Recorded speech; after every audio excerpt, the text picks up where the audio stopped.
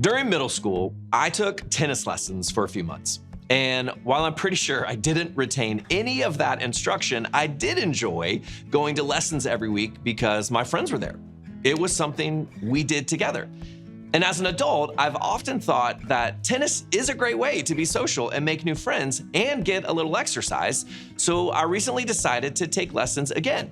And I found some adult clinics at the local tennis center, and I did have a blast. I even made some new friends. And as part of these lessons, we always had time at the end with some friendly competition. But even though we were beginners, competition is still competition, right? And when points are involved, the pressure is on and everyone wants to win. It's always funny to me how something so carefree can quickly turn tense. That something fun can turn into conflict. There may have even been a thrown racket or two. This idea applies to relationships, both on and off the tennis court. The relationships that make life fun can also have some difficult times. Spend enough time with anybody, and there's going to be conflict. Your parents, your in-laws, your neighbors, your children, your siblings, your friends, your coworkers, teammates, or boss. You're more likely to experience conflict with these people simply because you're around them the most. And in most of these cases, these are the people who know you the best. In fact, conflict is most likely to happen with those close to you. You're probably not going to get into an argument with the person bagging your groceries because conflict is about more than proximity. It's personal, and nothing is as personal as your closest relationships. Many people view conflict as an inherently bad thing, or some may believe that good relationships don't have any conflict, that when you just have the right spouse or the right friend, you're never going to find yourself battling with someone else. But we all know that's not true. Conflict is a part of any close relationship. When any relationship ends, both parties say the conflict had become too much. But the reality is that conflict doesn't destroy our relationships. Instead, it's our response to conflict that destroys relationships. It's how we handle disagreement because there's so much more beyond the battle. The challenge is there's no one-size-fits-all approach to handling conflict. As a result, we generally deal with conflict in one of two ways. One, the way it's been modeled for us. No matter the behavior, we tend to handle things the same way we've seen it modeled for us. For most of us, this modeling happened in our family. Even if you've never thought about it, there's a good chance that you respond to arguments or conflicts the same way one of your parents did. Or we reflect how the other person is treating us. We imitate them. They yell, we yell. They get sarcastic, we get sarcastic. They go low, we fire right back. If they escalate, so do we. Which means that if both people are reflecting each other, things will just keep escalating. Ultimately, what is conflict about? Being right. When you think of past disagreements with people you care about, at the end of the day, you thought you were right and the other person was wrong. You came through, but someone else didn't do their part.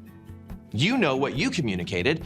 It's not your fault that your significant other didn't hear or couldn't remember what you said. The reality is that when it comes to conflicts in our lives, we love to be right.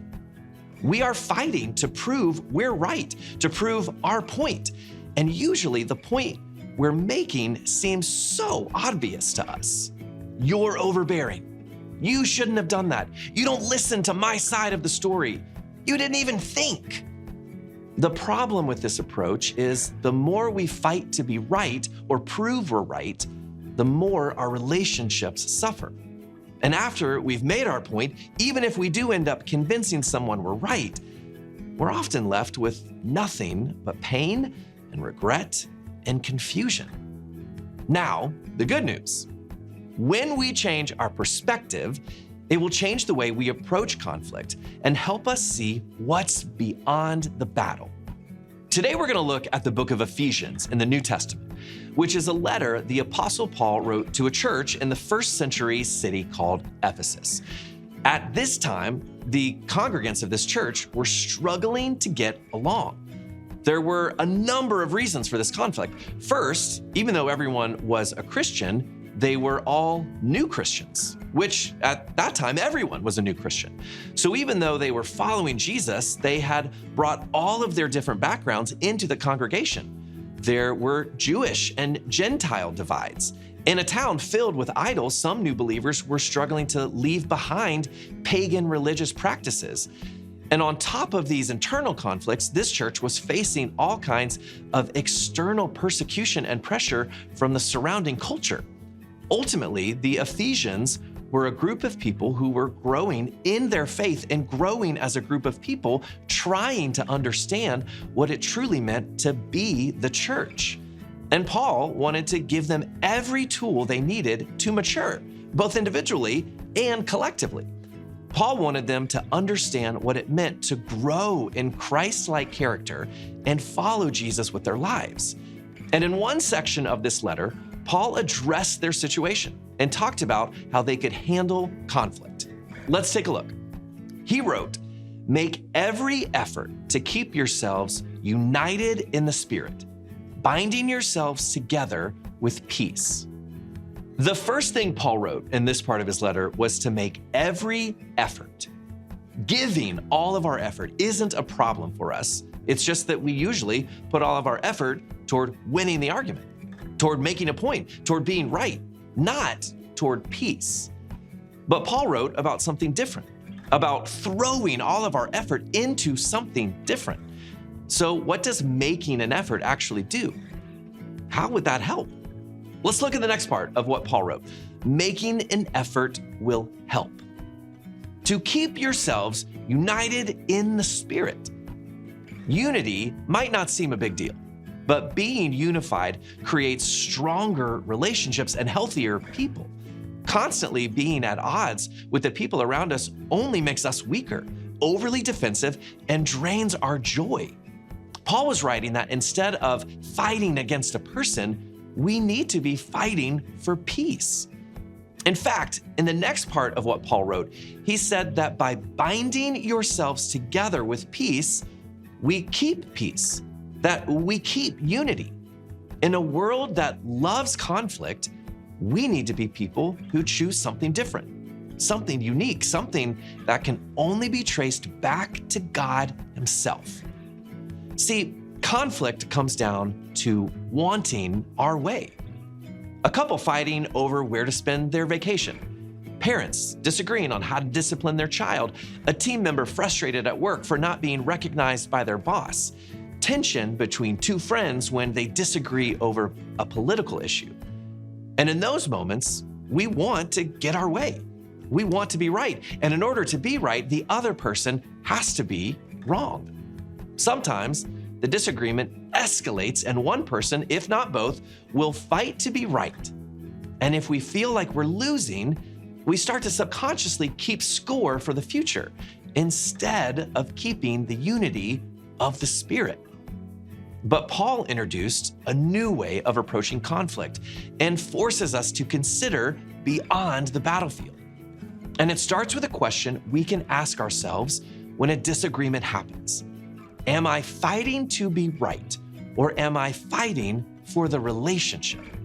Here's another way to ask this question. Am I choosing to get back at someone, or am I choosing peace for our relationship? Even though conflict is inevitable, we can choose how we respond.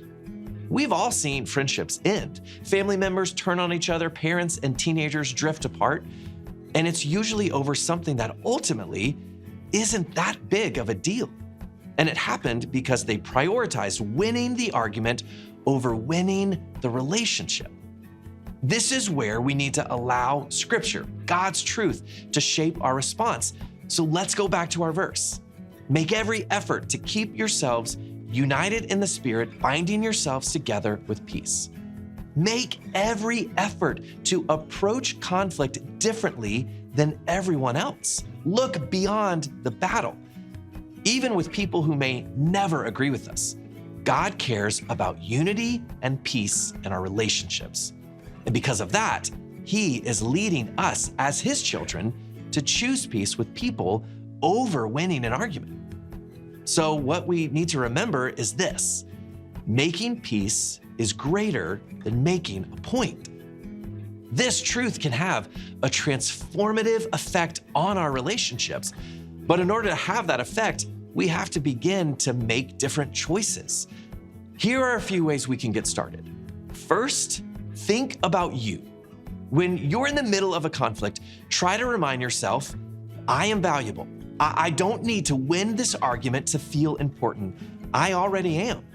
And if they win, I won't be any less important. So many times we think that winning or losing is a reflection of our worth, but it's not. Whether we win or lose an argument is completely independent from who we are as a person. Beyond the battle at hand, we can be secure in who we are. Based on your value, a great related question is, how can I react in a humble way? Or how can I be kind? How can I communicate my thoughts and feelings in a way that's also kind and thoughtful for the sake of the relationship? How can I make an effort to keep peace and make peace? I don't need to dismiss my own opinion, but I can speak in a way that doesn't escalate the situation. And then you can think about them. In the same way that you remember you're valuable, also remember they are valuable. Your neighbor is valuable. So is your best friend, your spouse, your parents, your coworker, and your boss. And because of that, your question can be, how can I treat them in a way that shows them they're valuable? How can I talk to them in a way that communicates, even if I disagree with you, I think you're a valuable person? You can tell them, I hear what you're saying. I appreciate your perspective. You can be kind in your response, even when you disagree. As we close, consider this. What if you were right all the time? What if you made your point regardless of what it meant to other people? Then what? Would it make you a better person? Would you be voted most right among your friends? Would you get that promotion at work because of all the arguments you won? Would your marriage or friendships thrive by being right all the time? We never look at someone and think, wow, what a great person. He just wins every argument every time. No, instead, we secretly, or not so secretly, shake our heads in disappointment when we encounter someone who has a knack for turning every conversation into a battle to be right. And while it sounds crazy, that's how some of us are currently going through life. In the end, you may make a point, but your life won't be better. And you'll miss the very thing Paul urged you to bring into your relationships, particularly when conflict shows up: peace. Because making peace is greater than making a point.